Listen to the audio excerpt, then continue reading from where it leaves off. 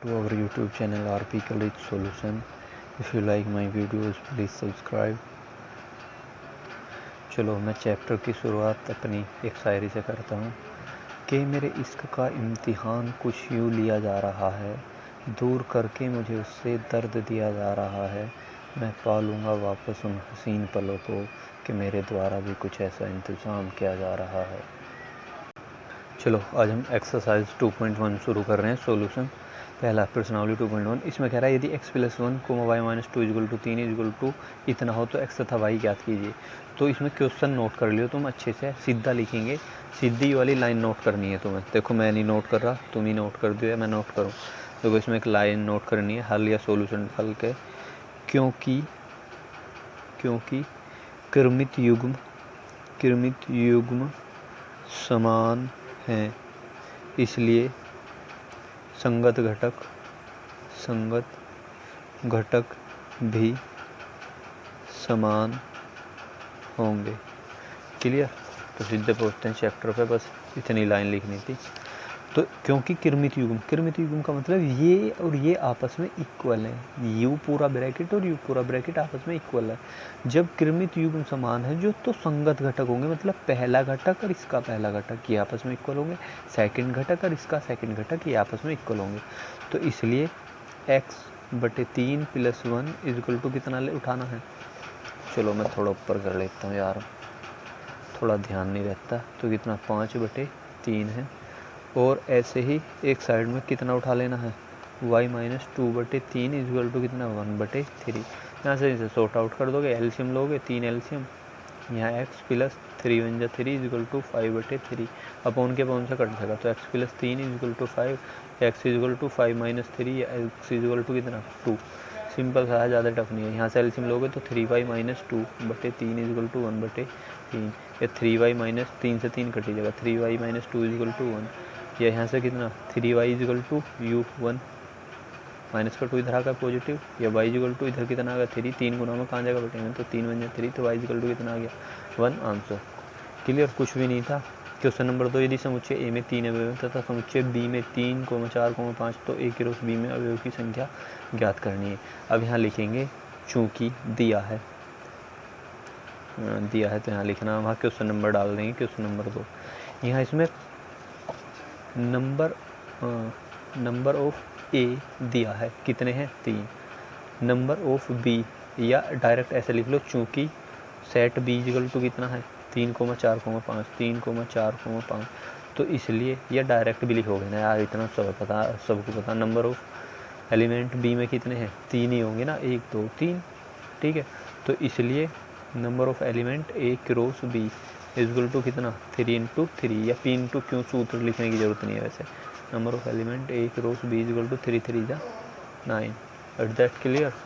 Simple है, ज़्यादा tough नहीं है। क्वेश्चन नंबर 3, यदि g = 7,8, h = 5,42, तो g cross h cross g ज्ञात करना है। चलो इसी को सोल्व करते हैं। सिंपल से क्वेश्चन है वैसे तो। क्वेश्चन नंबर 3 देखो, g = इसमें दिया 7,8। देखो राइटिंग साफ इस वजह से नहीं है कि एक तो पहले से ही ख़राब है, कुछ सिलो मुझे लिखने की आदत नहीं, सिलो लिखूँगा तो वीडियो काफ़ी लंबी हो जाएगी। तो हमें g क्रॉस h निकालना है, तो उसके लिए जैसे मैंने बताया ऐसे ही कर देंगे। पहले 7 के साथ 5 में, तो 7,5। अब 7 को ही नहीं छोड़ना जब तक एंड ना हो जाए, कोमा लगा दो। 7 के साथ में 4, 7,4, 7 के साथ में 2, 7,2, यहाँ भी कोमा।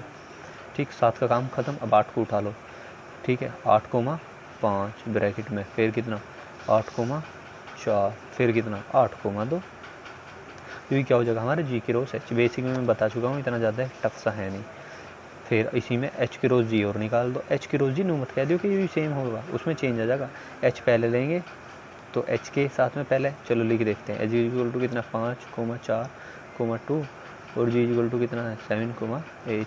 तो h क्रॉस g निकालने के लिए h का 5 पकड़ लो और लास्ट तक छोड़ियो मत। 5 के साथ कितना 7, फिर कितना दूसरे में 5,8, फिर कितना 4 पकड़ लेंगे, 4,7, फिर कितना 4,8।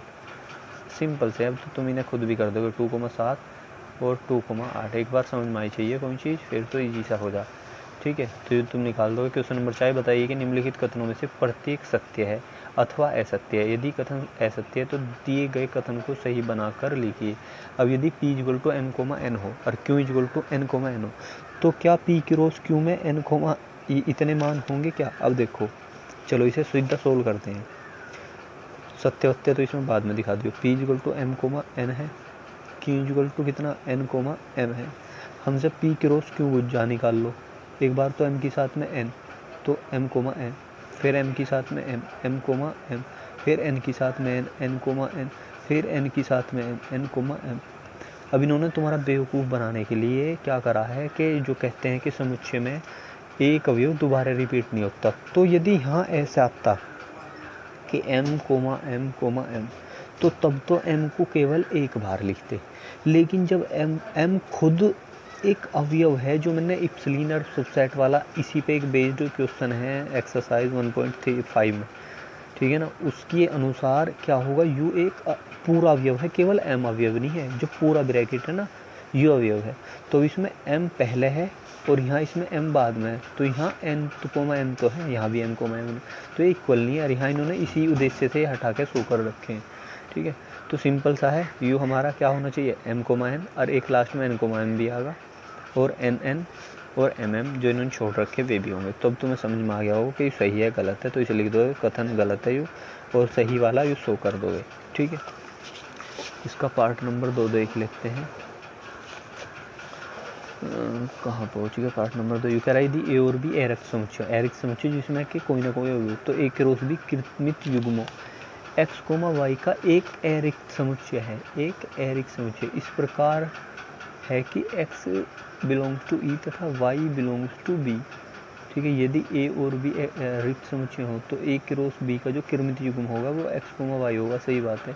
और एक अरिक्त समुच्चय होगा, हाँ ऑफ कोर्स, यदि ये अरिक्त हैं तो u भी अरिक्त होगा। रिक्त कब होते हैं, देखो यदि a क्रॉस b में a भी अरिक्त है और u भी अरिक्त है, तो जो इनका a क्रॉस b आएगा वो भी अरिक्त ही आएगा। लेकिन यदि a क्रॉस बी में u तो एक अरिक्त है, लेकिन u गलती से रिक्त हुआ ना, तो फिर समुच्चय रिक्त आता है, फाई आता है। तो वो यू कह रहा है यदि a और b अरिक्त समुच्चय तो a क्रॉस b कृमित युग्म x, y आएंगे, ठीक है। x, y पहले घटक को x कह रहे हैं, दूसरे को y कह रहे हैं, का एक अरिक्त समुच्चय होगा, हाँ ऑफकोर्स x अरिक्त समुच्चय होगा, तथा जो x होगा वो a से बिलोंग करेगा, हाँ बिल्कुल सही बात है। जो x जो होगा वो सेट a से बिलोंग करेगा, और जो y होगा वो सेट b से बिलोंग करेगा। अब इसे समझ लेते हैं, मुझे पता तुम्हारी समझ में कम आया होगा। 1, 2 b इक्वल टू, अपने पास उदाहरण उठा ले करो कुछ भी समझने के लिए। अब इनका एक क्रॉस भी निकालते हैं, ठीक है जी। 1 के साथ में कितना 1, 2, फिर 1 के साथ में कितना 1, 3, फिर कितना 2, 2, फिर कितना 2, 3। अब इसमें ने क्या कहा कि x u होगा, y होगा। जो x जो होगा वो तो पहले सेट से बिलोंग करेगा, तो x पहले सेट से ही तो बिलोंग करा। जो y होगा u, भले ही यहाँ 2 आ गया, देखो इसमें तुम चेंज करवाओगे मुझसे 1, 2, और मुझे b equal to a, b लेने थे, क्योंकि उसमें दो ही चीज़ें सेम सी होगी। तो a क्रॉस b निकालते हैं इसके यहाँ से, कितना 1, a, ठीक, 1, b, फिर कितना 2, a, फिर कितना 2, b। इससे भी तुम्हें सब कुछ क्लियर हो जाएगा। अब देखो a के जो x आया वो पहले घटक से बिलोंग कर रहा, जो b आया वो दूसरे से बिलोंग कर रहा। जो पहला घटक है वो समुच्चय a से बिलोंग कर रहा, जो दूसरा घटक है वो समुच्चय b से बिलोंग कर रहा। जो पहला घटक है वो समुच्चय a से बिलोंग कर रहा, और जो दूसरा घटक है वो समुच्चय b से। और यू कह रहा है कि यदि a और b अरिक्त समुच्चय तो a क्रॉस b जो होगा वो कृमित युग्म x, y आएगा, बिल्कुल आएगा। का एक अरिक्त समुच्चय होगा, हाँ अरिक्त समुच्चय होगा। तो इस प्रकार x जो होगा वो a से बिलोंग करेगा, ऑफकोर्स a से बिलोंग कर रहा, तथा y जो होगा वो b से बिलोंग करेगा। तो सत्य है ये बिल्कुल।